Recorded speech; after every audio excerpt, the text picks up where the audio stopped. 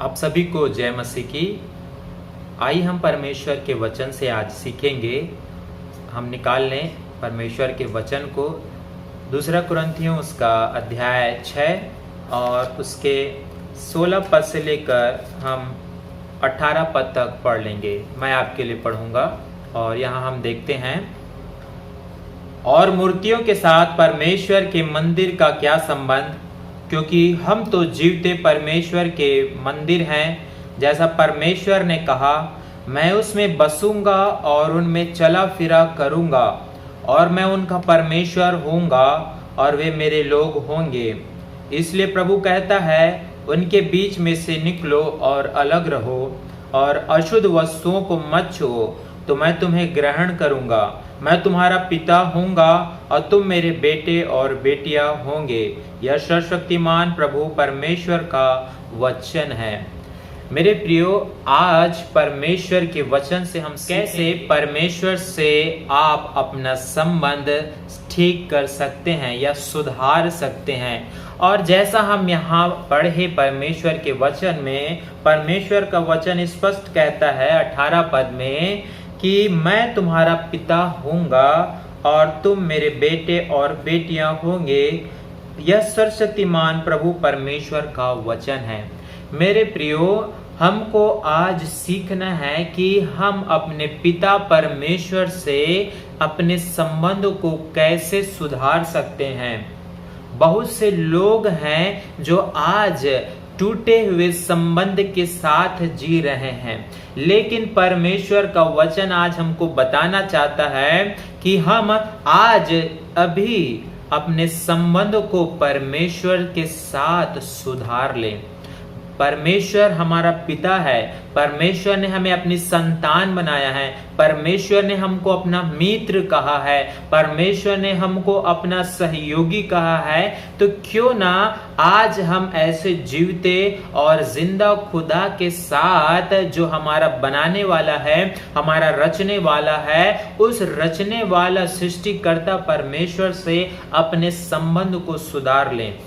तो कुछ बातें आज हम सीखेंगे कि कैसे हम परमेश्वर से अपने संबंध को सुधार सकते हैं, और उसी के द्वारा हम अपने जीवन को प्रभु के अनुसार जी सकते हैं, क्योंकि परमेश्वर की यही इच्छा है। और परमेश्वर तब हमको ग्रहण करेगा। आप टूटे हुए संबंध के साथ परमेश्वर के पास कभी नहीं पहुंच सकते। और यीशु मसीह इसी कारण इस संसार में आए कि वो हमारा संबंध परमेश्वर के साथ करा दें, क्योंकि परमेश्वर ने यीशु मसीह के द्वारा हमारा संबंध को ठीक किया है। यीशु मसीह ने हमारा मेल परमेश्वर पिता से करा दिया है। मेरे प्रियो, तो आज हम अपने उस टूटे हुए जीवन को, उस टूटे हुए संबंध को दूर करने के लिए कुछ बातों का पालन हमारे विश्वासी भाइयों और बहनों के जीवन में बहुत ही आवश्यक है। ये एक गंभीर बात है मेरे प्रियो। अगर आप परमेश्वर के राज्य में, परमेश्वर के स्थान में प्रवेश करना चाहते हैं, तो सबसे पहली बात आपको यह करना है कि आप अपने संबंध को परमेश्वर के साथ ठीक कर लें। सबसे पहली बात हम सीखेंगे परमेश्वर के वचन से, वो यह है, और पाया जाता है उत्पत्ति उसका 3 अध्याय और उसके 8 से 10 पदों को जब हम पढ़ेंगे, तो वहां पर परमेश्वर के वचन में हम यही देखते हैं कि हमको परमेश्वर पिता से छिपना बंद करना है। हालेलुया। इस वचन को हम पढ़ लेंगे। तब यहोवा परमेश्वर, देखिए अदन की वाटिका की ये घटना है, और परमेश्वर पिता आदम और हवा से मिलने को आया हुआ है। और आगे पढ़ेंगे। जो दिन के ठंडे समय वाटिका में फिरता था, हाँ, का शब्द उनको सुनाई दिया। हाँ, और तब आदम और उसकी पत्नी वाटिका के वृक्षों के बीच यहोवा परमेश्वर से छिप गए। तब यहोवा परमेश्वर ने पुकार कर आदम से पूछा, तू कहाँ है? देखिए मेरे प्रियो, परमेश्वर का वचन उन्होंने सुना, लेकिन आदम और हवा दोनों ने अपने आप को एक वृक्ष के पीछे छिपा लिया। और पढ़ लेंगे हम पूरा 10 तक। उसने कहा, हाँ। मैं तेरे शब्द बारी में सुनकर डर गया, हाँ। क्योंकि मैं नंगा था इसलिए छिप गया। हाँ, हालेलुया। मेरे प्रियो, देखिए, जीवित परमेश्वर, सृष्टिकर्ता परमेश्वर जिसने आदम और हवा की सृष्टि की थी, उस सृष्टिकर्ता परमेश्वर की आवाज को सुनकर आदम और हवा छिप रहे थे। ऐसा क्या हो गया था आदम और हवा के साथ कि वो उस पवित्र रिश्ते को आगे बनाए ना रख सके। मेरे प्रियो, उनके जीवन में पाप आ गया था और वो पाप परमेश्वर की आज्ञा के उल्लंघन के द्वारा हुआ था मेरे प्रियो। और परमेश्वर से आदम और हवा अपने पाप को छुपा रहे थे। बहुत से लोग हैं जो इसी प्रकार अपने पापों के साथ परमेश्वर से छिप रहे हैं, परमेश्वर की आवाज को अनसुनी कर रहे हैं। जिस प्रकार आदम और हवा ने परमेश्वर की आवाज को सुनते हुए भी अपने आप को और अपने कान को एक अनसुनी वाला जीवन उन्होंने जिया। मेरे प्रियो, परमेश्वर की आवाज उन तक पहुंच रही थी, लेकिन वो प्रभु के सामने ना जाकर पेड़ों के पीछे छुप रहे थे। परमेश्वर ऐसे जीवन को पसंद नहीं करता है, लेकिन परमेश्वर चाहता था कि आदम और हवा मेरी संगति करे। उस संबंध जो उन्होंने बनाया हुआ था वो आगे भी चलता रहे, लेकिन पाप मनुष्य को परमेश्वर के उस रिश्ते से अलग कर देता है, क्योंकि परमेश्वर हमारा पवित्र है और पाप मनुष्यों को अपवित्र कर देता है। यदि आप परमेश्वर से छिप रहे हैं तो आप अपने आप को उस महान परमेश्वर से दूर करते हुए अंधकार की ओर जा रहे हैं। मेरे प्रियो, आज हमको अपने रिश्ते को सुधारने के लिए हमको चाहिए कि हम परमेश्वर के वचनों को सुने और उसके नजदीकी में आए। परमेश्वर का वचन हमको स्पष्ट कर देगा और हमको बता देगा कि हमको किन बातों का त्याग करना है। परमेश्वर छिपा हुआ जीवन पसंद नहीं करता है। मेरे प्रियो, परमेश्वर ने यीशु मसीह को इसीलिए भेजा कि जो आदम और हवा ने पाप किया था वही पाप आज भी सारे मनुष्यों में काम करता है, और यीशु मसीह ने उस पाप का दाम को चुका दिया है। परमेश्वर यीशु मसीह हमारा प्रायश्चित है, उसने हमारे पापों से हमारा उद्धार कर दिया है। अब हमको छिपने की आवश्यकता नहीं है। लेकिन बहुत से लोग हैं जिन्होंने अपने आप को आज परमेश्वर से छिपा के रखा हुआ है। आज हमको छिपना नहीं है मेरे प्रियो। अगर आप देखें परमेश्वर के वचन इफिसियों उसका 5 अध्याय और उसके 8 पद को जब आप पढ़ेंगे तो हम पढ़ लेंगे इसे। क्योंकि तुम तो पहले अंधकार थे, परंतु अब प्रभु में ज्योति हो। हाँ। अतः ज्योति की संतान के समान चलो। हालेलुया। परमेश्वर का वचन इफिसी 5:8 के अनुसार कह रहा है, पहले तो तुम क्या थे? अंधकार थे, अब ज्योति की संतान हो और उसी के अनुसार हमको अपने जीवन को जीना है। बहुत से लोग इस बात को नहीं जान रहे हैं, वो अंधकार में अपने जीवन को जी रहे हैं, लेकिन प्रभु की इच्छा यही है कि हम ज्योति की संतान बन गए हैं। अब ज्योति के अनुसार हमको अपने जीवन को जीना है। लेकिन बहुत से लोगों ने विभिन्न प्रकार से अपने आप को बहुत सी बातों में छिपा कर रखा हुआ है। शैतान ने बहुत से लोगों के जीवन को एक प्रकार से ढांक कर, एक प्रकार से छिपा कर रखा हुआ है। कोई बीमारी पे छिपा हुआ है, कोई बंधन में छिपा हुआ है, कोई श्राप में छिपा हुआ है। लेकिन परमेश्वर कहता है तुम ज्योति हो, तुम आजाद किए हुए लोग हो। हमें आजादी का जीवन, स्वतंत्रता का जीवन जीना है। हमको किसी से छिपने की आवश्यकता नहीं है, क्योंकि परमेश्वर ने हमको छिपने के लिए नहीं बनाया है, लेकिन प्रकाश देने के लिए बनाया है। जिस प्रकार हम पढ़ लें लूका उसका 8 अध्याय और 16 पद को, तो यहां से हमारे जीवन का जो असली उद्देश्य है, एक मसीही जीवन का असली उद्देश्य हमको यहाँ समझ में आ जाता है। हम पढ़ेंगे इस वचन को।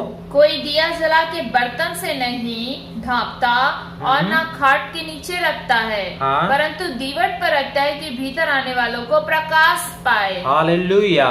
परमेश्वर का वचन स्पष्ट कह रहा है, कोई दिया जलाकर बर्तन के नीचे नहीं रखता। परमेश्वर की दिया कहां रखा जाए? उस दीवट पे रखा जाए ताकि प्रकाश हो। मेरे प्रियो, आपका जीवन बर्तन के नीचे ढकने के लिए नहीं है, या आपका जीवन उस खाट के नीचे जलने के लिए नहीं है मेरे प्रियो, लेकिन परमेश्वर चाहता है कि आप दूसरों को प्रकाशित करें। बहुत से लोग आज अपने आप को कहते हैं कि हम ज्योति के संतान हैं, लेकिन उन्होंने बहुत सी बातों में पढ़कर अपने आप को बर्तन के नीचे दबा लिया है, विभिन्न बातों में अपने आप को दबा लिया है। उनका जीवन बर्तन के नीचे का जीवन, जो ढका हुआ जीवन है, छिपा हुआ जीवन है, या खाट के नीचे का जीवन हो गया है। हालेलुया। लेकिन परमेश्वर चाहता है कि हम उस दीवट के स्थान पर रखे जाएं। परमेश्वर हमारी सहायता करे कि ऐसा जीवन यीशु के नाम से उस स्थान को प्राप्त कर ले, ताकि हम भी उस ज्योति के संतान के समान भीतर आने वालों को प्रकाश दें। यही एक मसीही जीवन की सच्चाई है कि हम ज्योति की संतान हैं, हमको छिपने की आवश्यकता नहीं है। यदि आप यशायाह उसका 60 अध्याय और उसके 1 पद को पढ़ेंगे तो परमेश्वर का वचन स्पष्ट हमको बताता है, जिसे हम पढ़ लेंगे। उठ प्रकाशमान हो, उठ प्रकाशमान हो। परमेश्वर हमसे कह रहा है कि वो ऐसा नीचा जीवन, ऐसा छुपा हुआ जीवन नहीं जियो, लेकिन उठ और प्रकाशमान हो, क्योंकि तेरा प्रकाश आ गया है। क्योंकि तेरा प्रकाश आ गया। परमेश्वर हमारा प्रकाश है। परमेश्वर कहता है उठ प्रकाशमान हो। अब तुम अंधकार की संतान नहीं हो, अब परमेश्वर ने हमको ज्योति की संतान बना दिया है, तो हमको अब उठने की जरूरत है, छिपने की जरूरत नहीं है। उठ प्रकाशमान हो, क्योंकि तेरा प्रकाश आया है। ये परमेश्वर का जीवित वचन आज हमसे बार बार कह रहा है कि हमको अपने संबंध को बना लेना है परमेश्वर से, और छिपने की जो आदत हमारे आदम और हवा के द्वारा हमारे जीवन में प्रवेश करी है, उससे हमको दूर होने की जरूरत है मेरे प्रियो। क्योंकि परमेश्वर का वचन यशायाह उसका 60 अध्याय उसके 20 पद में भी इसी बातों को स्पष्ट करता है। पढ़ेंगे हम। तेरा सूर्य फिर कभी अस्त ना होगा। परमेश्वर हमारा सूर्य है। परमेश्वर ने कहा है कि तुम्हारा सूर्य, तुम्हारी जो प्रकाश है, तुम्हारी जो ज्योति है, वो कभी भी कम नहीं होगी, कभी भी अस्त नहीं होगी। हालेलुया। क्या ही अद्भुत बात है मेरे प्रियो। सूर्य उदय होता है और सूर्य अस्त भी हो जाता है, लेकिन परमेश्वर यहाँ गारंटी ले रहा है कि तुम्हारा जो प्रकाश है, तुम्हारी जो रोशनी है, जो इस संसार पे फैलेगी, वो कभी अस्त नहीं होगी, कभी कम नहीं होगी। आज हमको चाहिए कि हम उस परमेश्वर के प्रकाश को अपने अंदर लें और हमारी ज्योति दूसरों के सामने भी प्रकाशित हो। और आगे पढ़ लेंगे उसको। और न तेरे चंद्रमा की ज्योति मलिन होगी। हाँ, क्योंकि यहोवा तेरी सदैव की ज्योति होगा। हाँ, परमेश्वर हमारा सदैव का क्या है? ज्योति है मेरे प्रियो। तो क्यों ना आज हम अपने जीवन से जो छिपी हुई बातें हैं और छिपने का जो स्वभाव है, कोई भी परमेश्वर का जन जब आता है किसी घर में, बहुत से लोग अपने आप को कमरे में बंद कर लेते हैं। बहुत से जगह जहां मैं विजिट किया हूं या देखा हूं या जाना हूं, कुछ ही सदस्य उस परमेश्वर के दास के सामने आते हैं और बहुत से सदस्य अपने आप को उस प्रभु के जन के सामने से छिपा के रखते हैं। उसी प्रकार बहुत से लोग सप्ताह में 6 दिन तो परमेश्वर से छिपे रहते हैं और एक दिन परमेश्वर के सामने आते हैं। ऐसा जीवन परमेश्वर पसंद नहीं करता मेरे प्रियो। आइए हम एक और उदाहरण देखेंगे जो पाया जाता है लूका उसका 8 अध्याय 46 पद और 47 पद को जब हम पढ़ेंगे तो वहां एक बीमार स्त्री जिसका लहू बहने का रोग था, वो 12 साल से उस बीमारी को लेकर अपने जीवन में जी रही थी।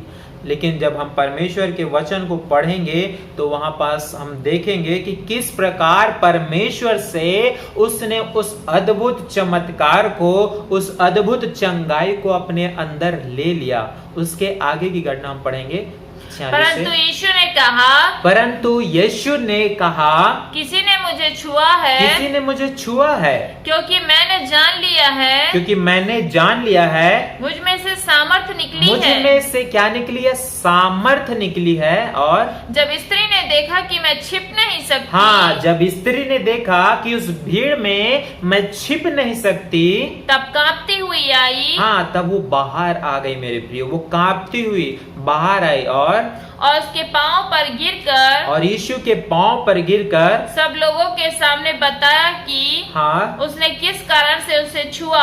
हालेलुया। और हम देखते हैं कि उसने अपने विश्वास के द्वारा अपनी चंगाई को लिया। वो छिप कर बैठी नहीं रही प्रियो, हमको सामने आना है मेरे प्रियो। जब हम सामने आएंगे, हम परमेश्वर की सामर्थ को, उस असीम कृपा को, उस आशीष को प्राप्त करेंगे। और ये जो लहू बहने वाली स्त्री अपने आप को छिपाना ना चाहा, उसने अपने आप को उस भीड़ के सामने, उस गवाही को उसने दिया जो परमेश्वर ने उसके जीवन में किया था। हम देखते हैं परमेश्वर के वचन, मत्ती उसका 23 अध्याय और उसके 27 और 28 पद को हम पढ़ लेंगे कि परमेश्वर का वचन शास्त्रियों और फरीसियों के लिए क्या कहता है। इनका जीवन दोहरा जीवन था और ये बाहर से कुछ और अंदर से कुछ दिखाई दे रहे थे। बहुत से आज मसीही भी इसी प्रकार के जीवन को जी रहे हैं। वो सोचते हैं कि जो हम कार्य कर रहे हैं, जो क्रियाएं हम कर रहे हैं, वो परमेश्वर की इच्छा के अनुसार है, जिस प्रकार शास्त्री और फरीसी समझते थे। लेकिन उनका जीवन को यीशु मसीह ने उनके सामने प्रकट कर दिया। हमको इनके अनुसार और इनके जैसा जीवन नहीं जीना है मेरे प्रियो। इनका संबंध परमेश्वर से टूटा हुआ था। ये तिरस्कृत लोग थे। वो सोचते थे कि हम परमेश्वर के भक्त हैं, हम परमेश्वर की आराधना आत्मा और सच्चाई से कर रहे हैं। लेकिन परमेश्वर ने इनकी असलियत इनके सामने खोल कर रख दी। आइए हम पढ़ेंगे इस अध्याय को, 23 उसका 27-28।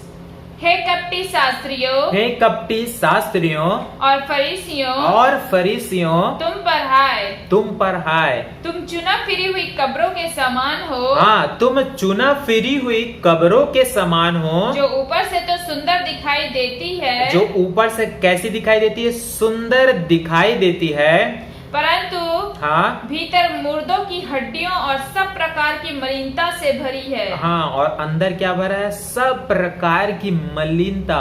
प्रभु यीशु मसीह इन्हीं बातों को उनके सामने प्रकट कर दिया। और परमेश्वर चाहता है कि हम मुखौटे वाला विश्वासी न हो, दोहरा जीवन, दोहरा चाल चलन वाला मसीही जीवन हमको नहीं जीना है। आज जो हम हैं उस बातों को सामने करें मेरे प्रियो।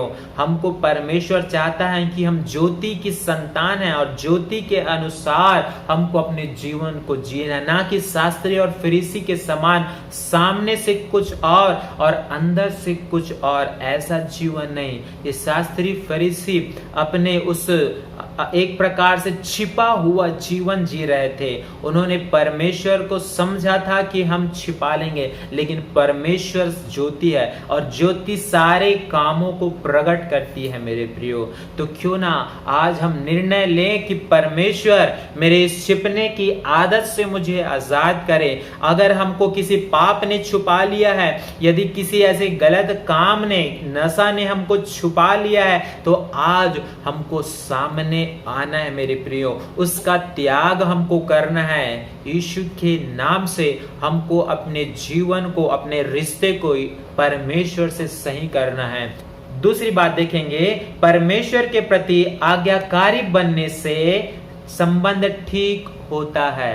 हालेलुया। और इसके लिए हम निकाल लेंगे पहला शामुएल उसका 15 अध्याय और उसका 11 पद को हम पढ़ेंगे। यहाँ पास हम देखते हैं इजराइल के प्रथम राजा और प्रथम अभिषिक्त व्यक्ति के बारे में। जो राजा था, परमेश्वर ने उसको चुना था कि वो इजराइल की अगुवाई करे।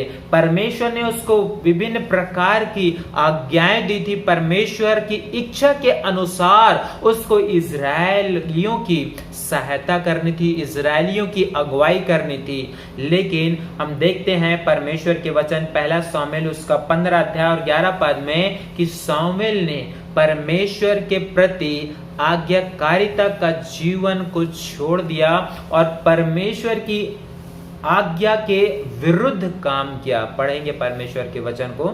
मैं शाऊल को राजा बना के पछताता हूँ। परमेश्वर यहाँ कह रहा है कि मैं जिसको राजा बनाया था इज़राइल का, उसको बनाने से पछताता हूँ, क्योंकि उसने मेरे पीछे चलना छोड़ दिया। हाँ, क्योंकि उसने मेरे पीछे चलना क्या कर दिया? छोड़ दिया है, मुझको त्याग दिया है। अपनी इच्छा, अपनी अभिलाषा के अनुसार साउल चलने लगा था। और आगे, और मेरी आज्ञाओं का पालन नहीं किया। सबसे बड़ी बात जो परमेश्वर का वचन हमको सिखा रहा है कि परमेश्वर के आज्ञा का पालन वो नहीं कर रहा था। साउल ने आज्ञा का त्याग कर दिया था। जो आज्ञा परमेश्वर ने उसको दी थी, उसका उसने क्या कर दिया था? त्याग कर दिया था।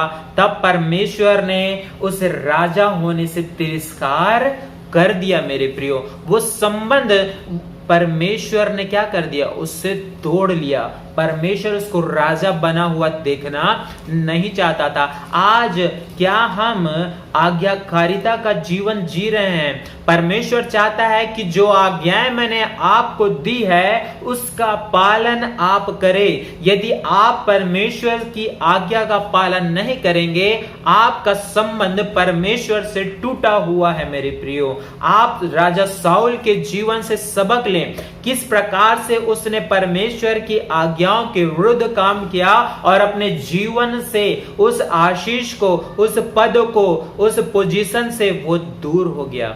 दूसरी बात हम देखेंगे, वो भी एक राजा के विषय से है। जो उदाहरण हम सीखेंगे वो है सुलेमान राजा। किस प्रकार परमेश्वर ने उसको बुद्धि दिया था, किस प्रकार परमेश्वर ने उसको समझ दिया था कि कोई भी व्यक्ति उस समय उस ऐसा ज्ञानवान नहीं था। मेरे प्रियो, लेकिन परमेश्वर के साथ उसने धोखा किया। हम पढ़ लेंगे परमेश्वर के वचन, पहला राजा और उसका 11 अध्याय और उसके 9 पद को हम पढ़ेंगे। तब यहोवा ने सुलेमान पर क्रोध किया। परमेश्वर ने सुलेमान पर क्रोध किया, क्योंकि उसका मन इस्राएल के परमेश्वर यहोवा से फिर गया था। सुलेमान का मन परमेश्वर से क्या हो गया था? फिर गया था। और आगे, जिसने 2 बार उसको दर्शन दिया था। हाँ, जिसने कितनी बार? 2 बार उसको दर्शन दिया था। देख लीजिए मेरे प्रियो, ये भी अभिषिक्त राजा जो इज़राइल की चरवाही कर रहा था, किस प्रकार उस दर्शन को पाने के बाद भी, उस जीवन को पाने के बाद भी उसका मन परमेश्वर के विरुद्ध हो गया था। इसके 11 पद को और पढ़ेंगे। इसलिए यहोवा ने सुलेमान से कहा। हाँ, परमेश्वर ने सुलेमान से कहा, तुझसे जो ऐसा काम हुआ है और मेरी बंधाई हुई वाचा और दी हुई विधि को तूने पूरी नहीं की, इस कारण मैं राज्य को निश्चय तुझसे छीन कर तेरे एक कर्मचारी को दे दूंगा। हालेलुया। देखिए, वो राजा था मेरे प्रियो, लेकिन परमेश्वर ने उसके राज्य को छीन कर क्या कर दिया? एक कर्मचारी को दे दिया। परमेश्वर से उसका संबंध जो साउल ने तोड़ लिया था और उसके परिणाम को उसको भोगना पड़ा। मेरे प्रियो, आज आज्ञाकारिता के द्वारा हम अपने संबंध को परमेश्वर से बना सकते हैं, क्योंकि आप जब पहला शमूएल 15 अध्याय और उसके 22 पद को जब पढ़ेंगे तो वहां पर हम देखते हैं कि आज्ञाकारिता एक उत्तम क्रिया है जिससे हम अपने संबंध को परमेश्वर से बना सकते हैं। इसको हम पढ़ लेंगे, पहला शमूएल 15 अध्याय उसके 22 पद को। शमूएल ने कहा, क्या यहोवा होम बलि और मेल बलियों से उतना प्रसन्न होता है जितना कि अपनी बात के माने जाने से प्रसन्न होता है? हालेलुया। परमेश्वर कब प्रसन्न होगा?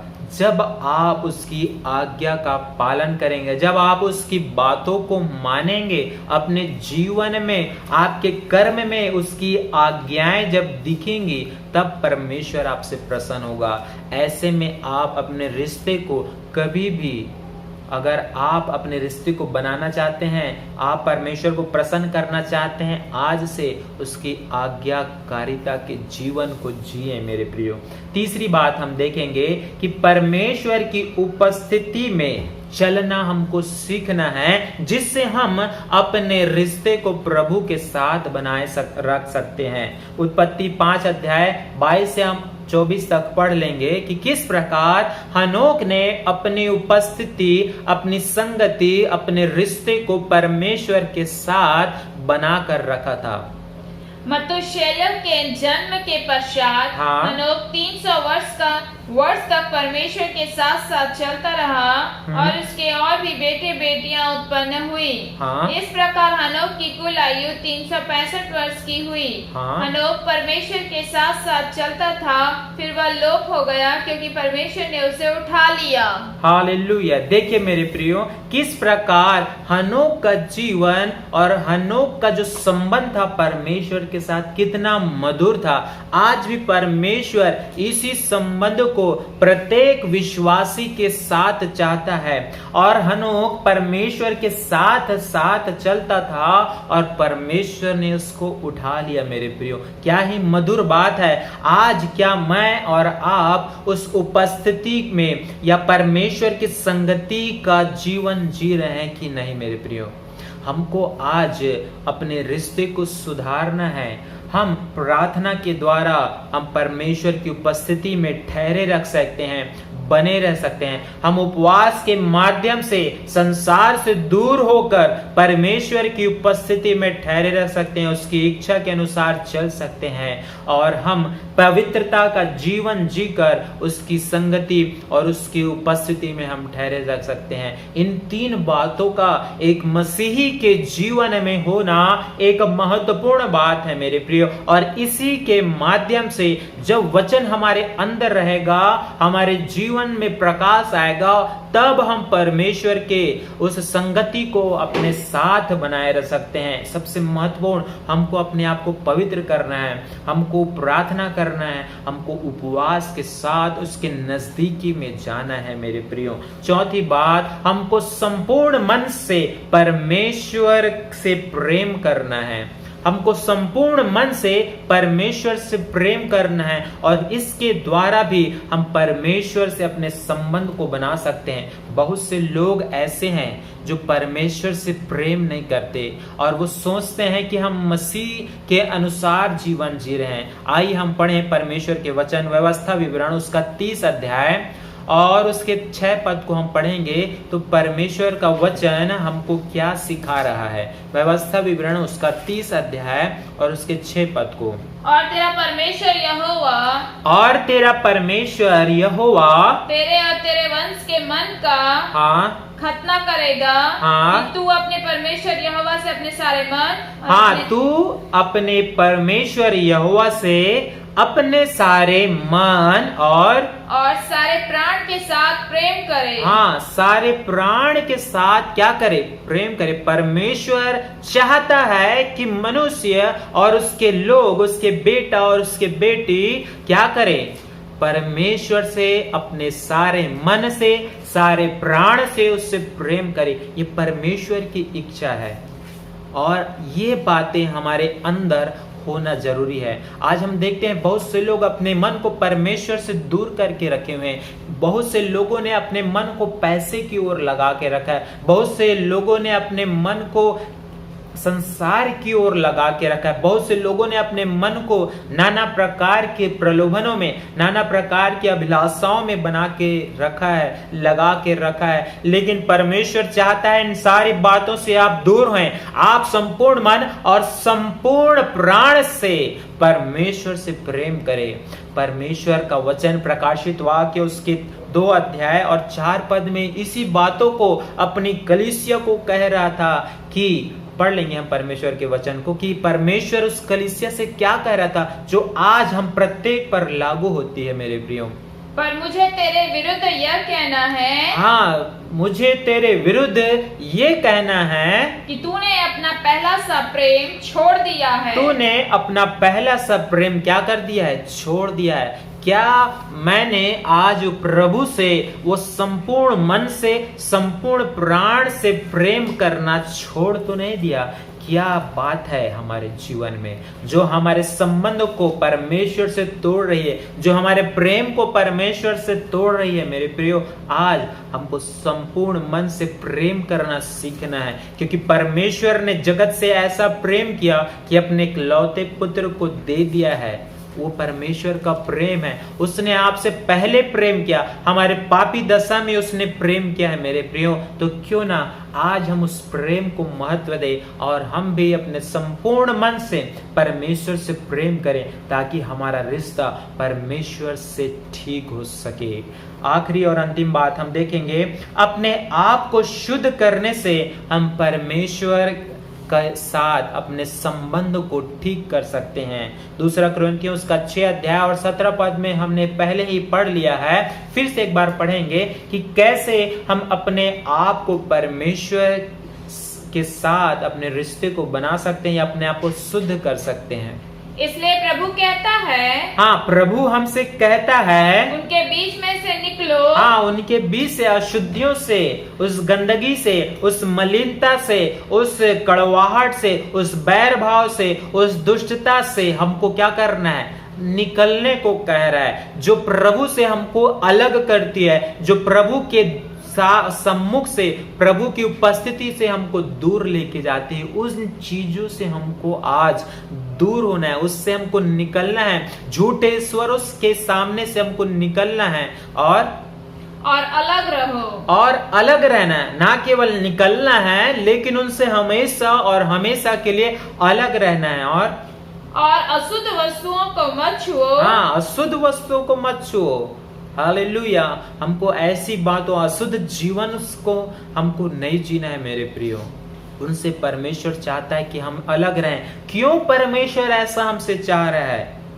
इसके लिए हम निकालें पहला पतरस उसका 1 अध्याय और उसके 15 पद में ये बातें हमारे लिए हैं। क्यों परमेश्वर चाह रहा है कि हम उस बातों से निकलें, क्यों हम शुद्ध होएं।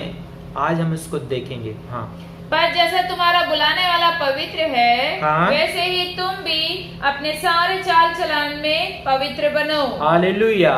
परमेश्वर पवित्र है और हमारा बुलाने वाला पवित्र है, इस कारण हमको भी क्या होना है? पवित्र होना है। और सारे चाल चलन, कोई एक चाल के लिए नहीं बोल रहा है, सारे चाल चलन में, संपूर्ण स्वभाव में, संपूर्ण व्यवहार में हमको शुद्ध और पवित्रता का जीवन जीना है। किस प्रकार यीशु मसीह ने हमारे सामने उस उदाहरण को प्रस्तुत किया, उसके अनुसार हमको जीना है। मेरे प्रियो, वो सुनता रहा, सहता रहा, लेकिन उसने अशुद्धता को अपने समीप आने नहीं दिया। वो पवित्र था और परमेश्वर उससे प्रसन्न था। क्या हमारा जीवन परमेश्वर के सामने शुद्ध और पवित्र है?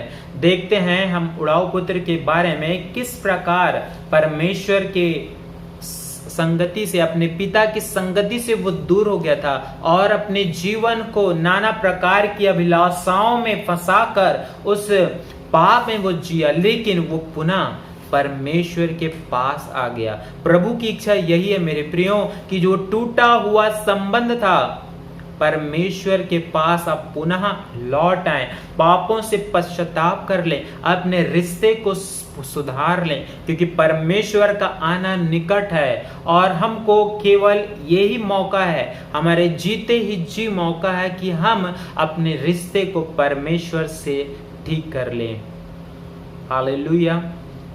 क्यों ना आज हम इन 5 बातों को अपने जीवन में अनुसरण करें और परमेश्वर की इच्छा के अनुसार जिएं। आप सभी को जय मसीह की। परमेश्वर आप सबको आशीष दे। आमीन।